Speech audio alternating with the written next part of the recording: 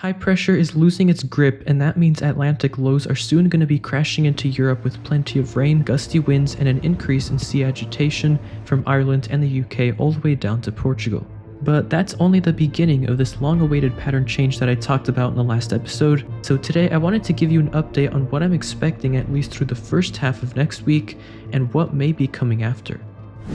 Let's get started with a higher resolution weather model. You can already see low pressure lurking close to Europe with light rain reaching Madeira. And then in the Mediterranean region, I'm watching this area of disturbed weather which will keep the flood risk elevated for parts of southern Italy today, and then into the Adriatic region tomorrow. This is going to be followed by the next wave of heavy storms emerging from Tunisia this weekend, and then sliding towards southern Italy once again, also including Malta and Greece by the start of next week.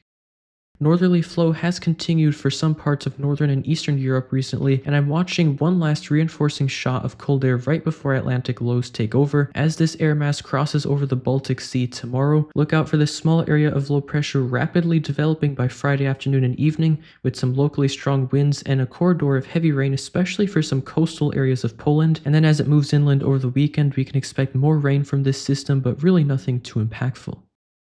Looking back towards the west, here comes that first Atlantic low in a while, with rain pushing across Ireland, the UK, France, and even as far south as Portugal throughout the day on Sunday, but this right here is only the beginning of a very unsettled pattern ahead.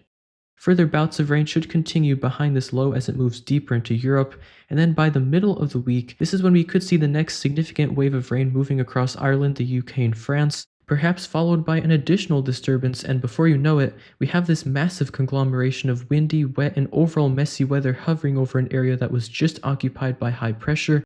And to make this already complicated situation with so many moving parts even more interesting, look at this cold air mass trying to make its way south right around October 25th and beyond. This scenario is being supported by several weather models, which is why I wanted to show you how it may come about, but it's important to remember that it's over a week away and things will undoubtedly shift in the forecast. In the meantime, here are the key takeaway points for today's episode. First and foremost, the overall pattern will begin to change by this weekend. Secondly, over the course of next week, the weather will become progressively more unsettled and for more and more places as multiple lows crash into Europe and then make their way inland. Last but certainly not least, this could all be followed by one of the most, if not the most significant cold wave so far this autumn, right around October 25th. There's going to be a lot to watch leading up to this, so make sure you stay tuned for my next forecast where we will discuss the latest information.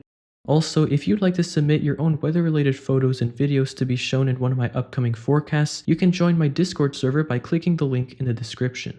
Thanks for watching, and I'll see you on the next episode.